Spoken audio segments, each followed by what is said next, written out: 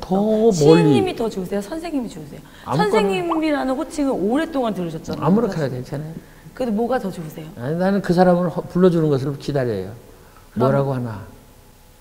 그러면 오빠? 아니 그건 오빠? 아니 그건 좀 그렇다. 아 그걸 사양하자는 건 아니고. 그게 아니라 오빠라는 표현도 좋으세요? 아니 근데 그거는. 네.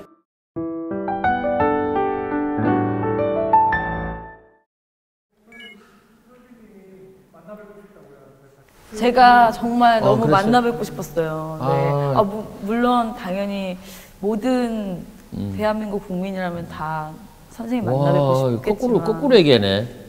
만나고 싶었어요. 설레요.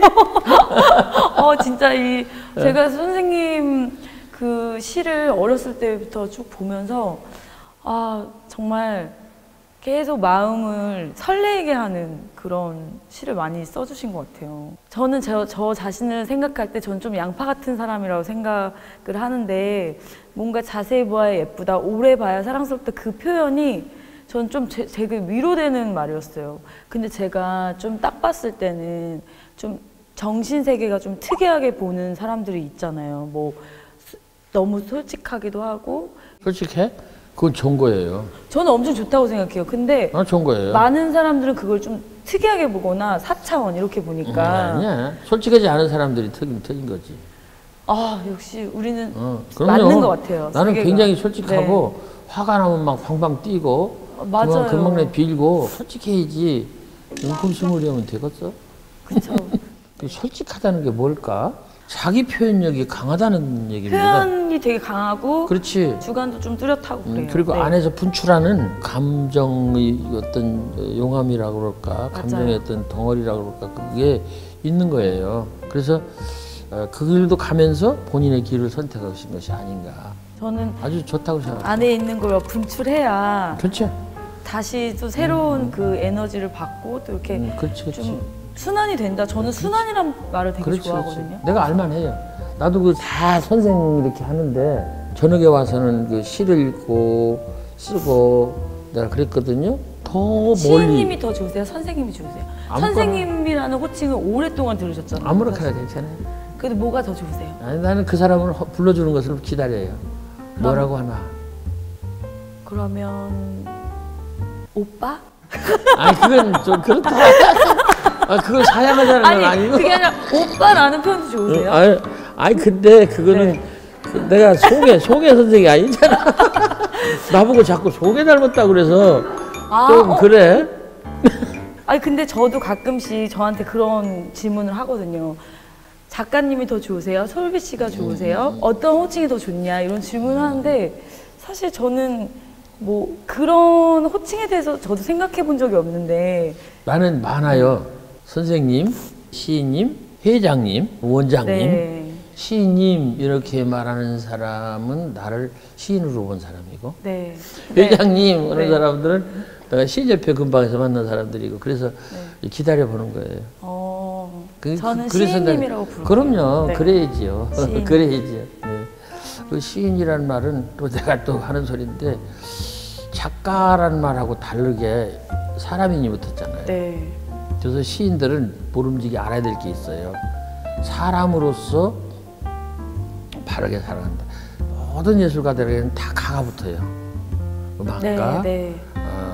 건축가, 뭐 작가, 소설가, 수필가. 근데 시인 한 사람한테만 인을 붙여요. 그거는 두 가지 뜻이 있는 것 같다고 난 생각해요. 모든 사람이 다 시인이 될 수 있다라는 그런 가능성을 열어놓은 거고, 두 번째는 그렇다고 그러면 모름지기 사람처럼 살아라. 나는 그걸 가슴 깊이 새겨요. 그래서 나는 사람처럼 살고 싶어요. 사람처럼 사는 건 어떤 걸까요? 보통으로 편안하게. 편안한 거. 누구한테 도움이 되도록. 아까 악플 그랬는데 그건 이제 악순환이고요. 네. 선순환하면서 살아라. 그냥 좋은 걸 주고 좋은 걸 받고 그런 게 좋지 않을까. 저도 순환이란 단어를 그래서 진짜 좋아해요. 제가 예전에는 사랑받기를 되게 바랬는데 요즘에는 사랑받기 위해서는 사랑해야 되고, 그리고 내가 누군가가 필요하기보다 누군가에게 내가 필요한 사람이 먼저 되는 어떤 자기는 시도 쓸 것 같아. 제가 사실 저도 글 쓰는 걸 좋아하는데 왜 글이라는 거는 정말 가끔씩은 그 되게 순수한 단어? 예, 가끔씩은 그 되게 순수한 단어? 예, 아니야. 순수한 단어? 응. 뭐 시간이 지나서 봤을 때 좀 유치한 느낌? 이런 게 있을 수 있잖아요. 왜 요즘 당연하지. 근데 당연하지. 그런 것들에 대해서는 그걸 짚고 넘어가야 돼. 각오해야 돼. 그쵸? 예, 그게 그런 거 그냥 그럼요. 감당해야 돼. 어린 아이처럼 그럼요. 나를 그렇게 그럼요. 보더라도 얼마나 맞아. 자기 소개글 드리려는데 창피해요. 내가 요즘은 시를 좀 못 썼어요. 근데 여기다 많이 쓰는데 네. 약간 이게 유행가 가사 같은 것이 좀 그래서 시도 네. 나는 마음의 빨래다. 마음의 빨래. 예. 마음의 빨래. 그래서 이런 걸 통해서 우리가 뭐 우리 흔히 하는 말로 치유가 가능하다. 그래서 나는 시가 약이 돼야 된다고 생각해요.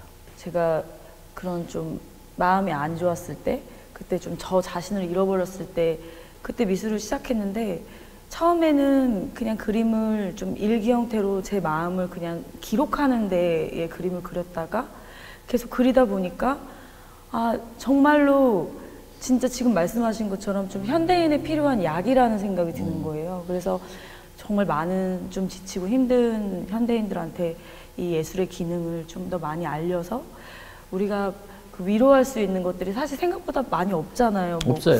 술 먹는 거, 없어요. 뭐 쇼핑하는 거 사실 그치. 그런 거가 많이 주를 이루는데 예술의 그 기능이 많은 분들한테 좀 전달이 된다면 예술이라는 거의 그 본질 자체가 저도 치유의 기능이 제일 중요하다고 생각을 그럼요. 해요.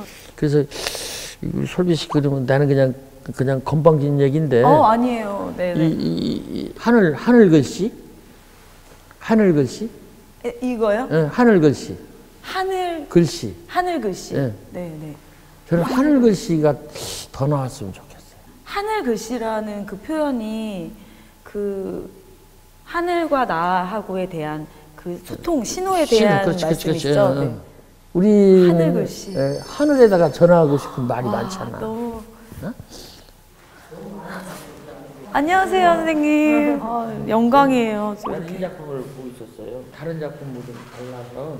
근데 이 작품은 그 허밍이라는 작품이에요. 그래서 아빠가 하늘나라 가시고 이제 가사를 쓰려고 이렇게 막 가사를 쓰는데 도저히 아무것도 생각이 안 나는 거예요. 막 행복하고 그립고 뭐 이런 감정들이 언어로 표현하기에 저는 좀 한계가 있다고 느껴져서 허밍으로 음악을 만들고 그 허밍으로 그림을 그린 게 이제 이 작업 시리즈예요.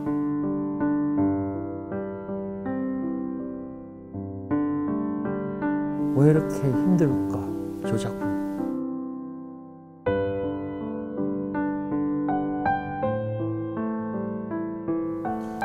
하늘 글씨 솔비 작가님, 말로서 할 수 없는 말, 글자로서도 다 할 수 없는 말, 마음의 글씨로 보여드려요. 그 나라에서 잘 계시지요. 나도 여기 잘 있어요. 이렇게 내가 번역을 했어요. 네. 그래서 드리고 싶어요. 근데 사실은 이게 솔비 씨 얘기이기도 하지만 내 얘기이기도 해요. 그 나라에서 잘 계시죠? 나도 여기 잘 있어요.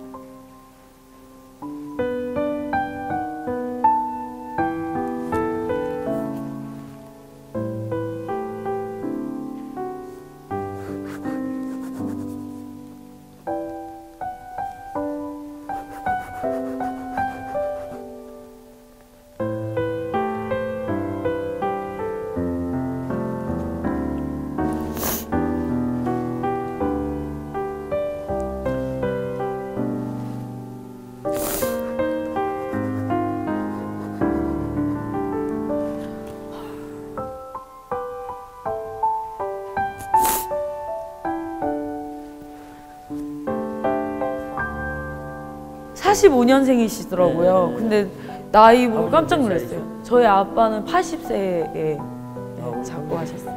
네네. 글쎄 나는 모르겠는데 네. 자기가 좋아하는 일을 보면 행복하다고 생각해요. 되게 역시 시를 쓰시는 분. 많이 아파요. 아픈데 기쁨으로 살아요. 네. 기쁨 사람들이 주의하지 않지요. 기쁨이 이 생명을 유지하게 하는 자생력을 갖게 해요. 그리고 이런 걸 하면서 기쁘면 더 좋아질 거예요. 왜 갑자기 눈물 나지? 기쁨이 굉장히 좋은 설비 화이팅! 설비 화이팅! 왜 그러냐? 너무.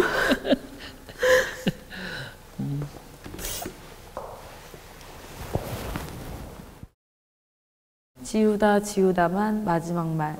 아빠를 만난 느낌이야. 사랑해. 그렇지.